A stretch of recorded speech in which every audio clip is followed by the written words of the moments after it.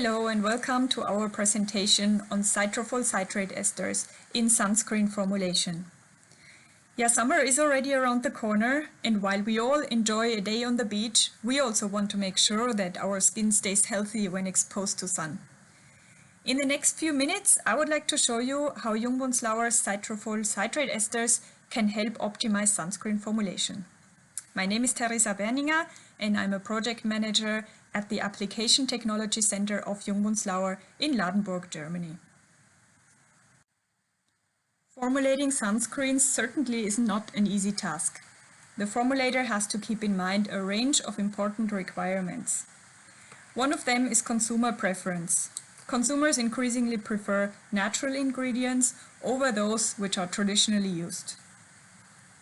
Also, product stability is important, referring to solubility of organic UV filters, but also dispersion stability of inorganic filters. One of the probably most important aspects is efficient protection from sun, which again is influenced by UV filter choice and concentration. However, this in turn is limited by regulatory compliance.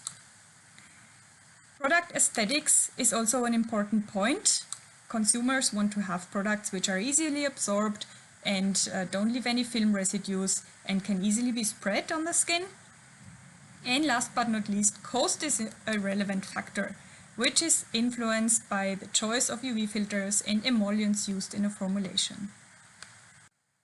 Jungbunzlauer's emollients can help you tackle many of these issues, and to show you how, we will look in the following slides specifically into the aspects of solubility of organic filters, dispersion stability of inorganic filters, sensory, and cost in use.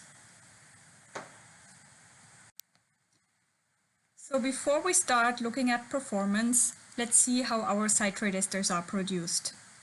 As with all our products, the motto is from nature to ingredients. So we always start off with renewable raw materials, such as corn, which is fermented to obtain our organic acids, citric acid, gluconic acid, and lactic acid, as well as our product group sweeteners and biogums. By further neutralization and esterification of our organic acids, we obtain our product groups, the specialties and special salts. So our citrofol citrate esters are essentially citric acid molecules carrying different side groups. And this results in our different types that we sell under the brand name CITROFOL A1 for triethyl citrate, CITROFOL B1 for tributyl citrate, and CITROFOL B2 for tributyl O-acetyl citrate. All of these citrofol types are clear, odorless, oily liquids which have a long history of safe use in personal care products and can actually fulfill different functions in personal care. Nevertheless, here we will focus on the use as emollients in sunscreen. So let's get right into it. Organic UV filters can come as oily liquids or as solids which need to be dissolved in the oil phase. And this is why the solvent power of emollients is really a key parameter when choosing which UV filters and which emollients to formulate with. This is why we started off evaluating the solubility of different relevant UV filters in our citrofol types. For this we looked at EHT, DHHB and BEMT.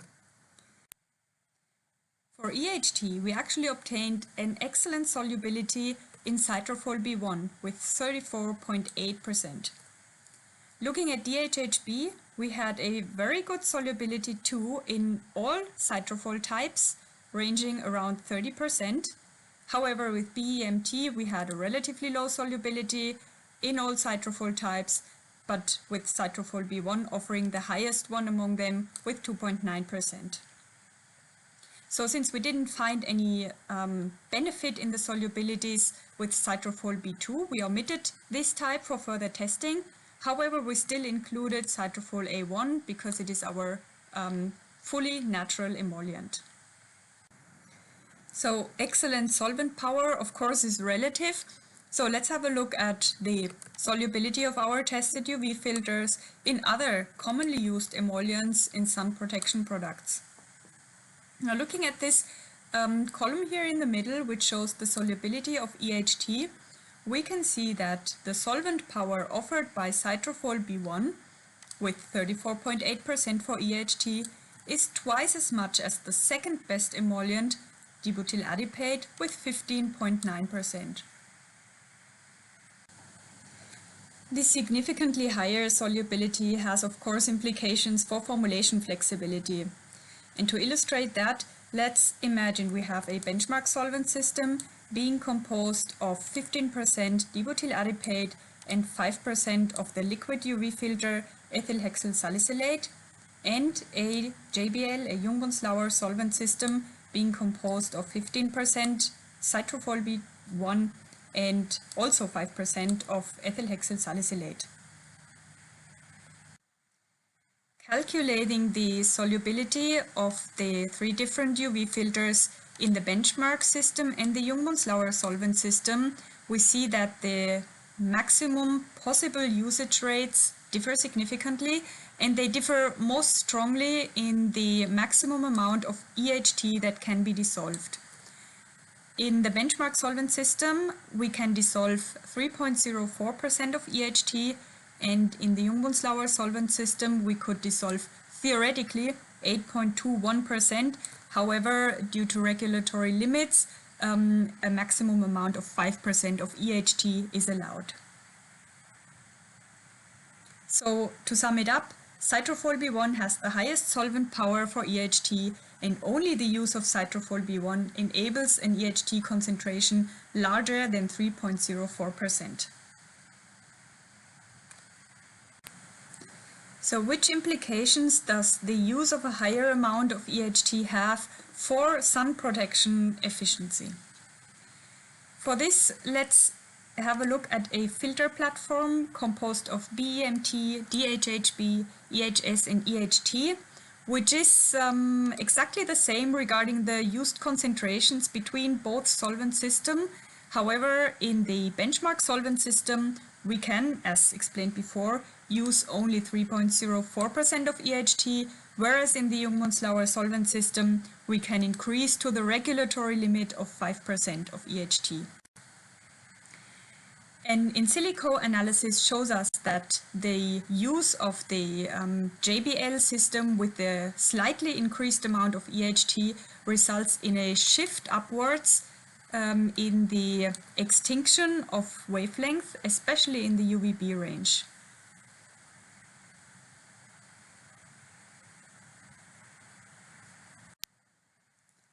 And this better extinction of irradiation at a wavelength in the UVB range is also reflected in the SPF. So looking at the benchmark, we obtain a calculated SPF of 23.9, which means an SPF rating on the product of 20, whereas the JBL formulation results in an SPF of 31.9, meaning a labeling of sun protection factor with 30. This can also be described by the filter efficiency, which is the ratio of obtained SPF to the filter concentration used. So the higher this value here, the better. To sum it up, an increase in the use of EHT significantly enhances UVB protection, which is only possible when using CITROFOL B1 as a solvent. This results in a higher SPF rating and a better filter efficiency, and this finally also gives you, as a formulator, more flexibility in choosing co-emollients based on the cost and the skin feel. The skin feel is of course a highly relevant parameter when it comes to consumer acceptance, and this is why we looked in depth into the sensory properties of our emollients. For this we compared 3 test formulations which only differed in the emollient, comparing alkyl benzoate as a reference with our CITROFOL A1 and B1. A trained panel then evaluated all the attributes you can see in the graph here, referring to pickup of the product, rub out on the skin and the after feel. And the evaluation was done on a scale from 0 to 100. 0 meaning that the attribute was not pronounced at all, and 100 meaning that the attribute was fully pronounced. Now, while the overall picture looks relatively similar, we do have some attributes where we see significant differences between the different citrofol types and alkyl benzoate.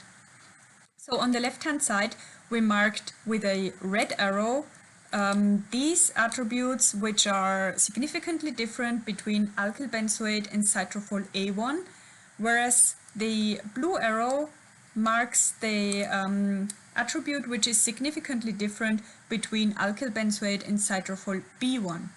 And just by looking at the number of arrows, we already see that the difference between citrofol A1 and alkyl benzoate is more significant or concerns more attributes than the difference between citrofol B1 and alkyl benzoate.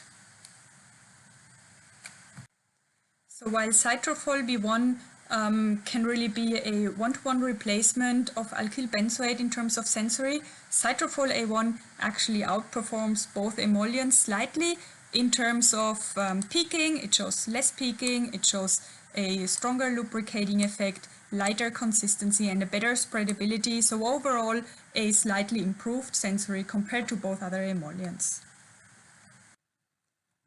Apart from sensory and UV filter solubility, the influence emollients can have on SPF and UV-APF are an important aspect to consider. To check for this, we determined SPF in 3 test formulations, only differing in the emollient system, by measuring the transmission on PMMA slides. Yeah, we evaluated formulations with a theoretical SPF of 25, shown by the upper red line, and a theoretical UV-APF of 16, shown by the lower red line. And you will realize that when you look at the dark blue bars, which show the measured SPF, that none of the formulations was below the calculated value. So it appears that none of the emollients has a negative effect on SPF. Looking at the light blue bars, we see that the formulation with alkyl benzoate does not reach the calculated value of the UVA protection factor, whereas the formulation with citrofol A1 shows a 60% higher UVA protection factor as opposed to the formulation with alkyl benzoate. So there is an indication that citrofol A1 can even boost UVA protection. Yeah, in addition to our tests with organic UV filters, we also looked at inorganic filters, which are increasingly getting popular, especially because they are the ones being used in natural certified sun protection products. And emollients are important in these products insofar as they influence dispersion stability of the particulate inorganic UV filters. And to evaluate this for our citrofol A1, which is also a Cosmos approved emollient, we looked at the dispersion stability taking microscopic images with 2 different zinc oxide UV filters and a Cosmos approved titanium dioxide. And we compared the dispersion stability to other commonly used emollients such as cocoa caprylate, caprate and capric caprylic triglyceride. Now, as shown on these images here, the use of citrofol A1 allowed for a stable and homogeneous dispersion of all UV filters. Now, based on this finding, we developed a formulation with SPS 30 containing only inorganic UV filters and comparing the sensory of this formulation to 2 commercially available benchmark sunscreens. And again, our panel evaluated different attributes on a scale from 0 to 10, 0 meaning attribute not pronounced and 10 meaning attribute fully pronounced. And as you can see on this spiderweb diagram, our Jungbunzlauer formulation resulted in a lighter consistency, as shown here, a better distributability. It was rated as less greasy and oily, as less sticky, and it also resulted in less film residues and a comparable whitening to the benchmark formulations. So to sum it up, with its citrofol citrate esters, Jungbunzlauer offers two emollients which are highly beneficial for the formulation of sunscreen products, each coming with specific benefits.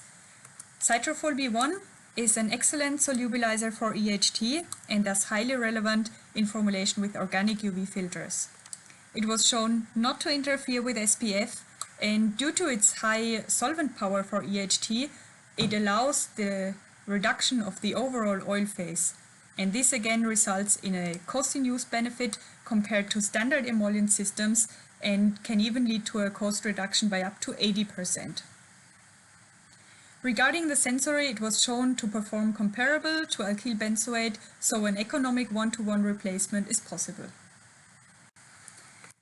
CITROFOL A1 on the other hand side was shown to outperform CITROFOL B1 and alkyl benzoate in terms of sensory, resulting in a lighter skin feel and a better spreadability. It was also shown to potentially boost UVA protection factor in formulations with organic UV filters.